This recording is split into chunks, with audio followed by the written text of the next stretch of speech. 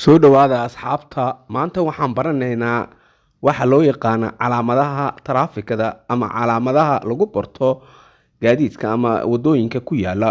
Waxaana ugu muhiimsan calaamada qaabka ay u taalo iyo midabka ay leedahay. Haddaad aragtid calaamadan midabkeeda circle-ka ama wareega ah midabkeeduna yahay guduud, waa macnaheedu no, waa maya, ma geli kartid, ma samayn kartid.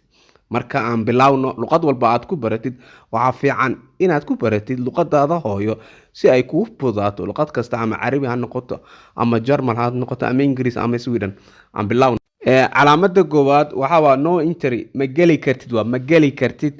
German-kana waa keine Eingang, halka Swedish-igu yahay Ingen ingo. Carabiguna yahay mamnuuc dakhul. Calaamadan kalena waa ma istaagi kartid, waa mamnuuc, ma istaagi kartid halkani oo Soomaali no stopping, halkan English ma istaagi kartid waa German-na keine halten, Swedish-na ingen stop. Carabiguna wuxuu dhahaa la tawaqaf. Calaamadan waa no parking, oo macnaheedu yahay halkan gaari ma ku baagarayn kartid ama gaari ma dhigan kartid. Halka German-ku uu ka yahay keine parking, Swedish-kuna uu ka yahay ingen parking, halka Carabigu uu ka yahay mamnuuc waquufu, mamnuuc waquufu.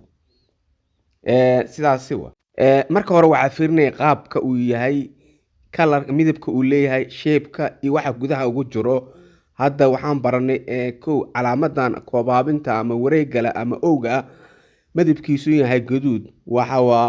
Macnaheedu weeye must not do, ma samayn kartid, prohibit, mamnuuc, no, ma geli kartid, ma samayn kartid, ma dhigan kartid. Haddii buluug ay ahaan lahayd oo midabkeedu yahay buluug, haddii ahaan lahaydna must do, waa inaad samaysid, waa amar. Qof kasta waa isbari karaa. Aniga xilligii koronaha ayaan bartay. Self study ayaa samayn kartaa, waa ku dadaali kartaa, wax walba waa baran kartaa. Waana baran kartaa calaamadaha qaabka ay u yihiin, midabka ay leeyihiin iyo siday u kala baxaan. Waxaana mar walba idin soo gelin doonaa 4 ama 5 ama 6 oo Soomaali aan ku fasiray si aad u barataan. Waana baran kartaa, anaa isbaray self study online aan ka bartay. Waana dadaalay, marka wax walbana waa baran kartaa. Ku dadaal inaad baratid wax kasta oo aad jeceshahay. Mar walba waa anigoo macallin weriye Cabdinaasir Qujufa. Barashada iyo calaamadaha iyo gaadiidka iyo wadooyinka ayaa idin bari doonaa. Intaan ku kulmi doono barnaamij la mid ah barnaamijkan waa anigoo isku dubaridkii, jarjaridii, codayntii waa anigoo macallin weriye Cabdinaasir Qujufa, freelance journalist and photographer and teacher. Sidaas inabadino.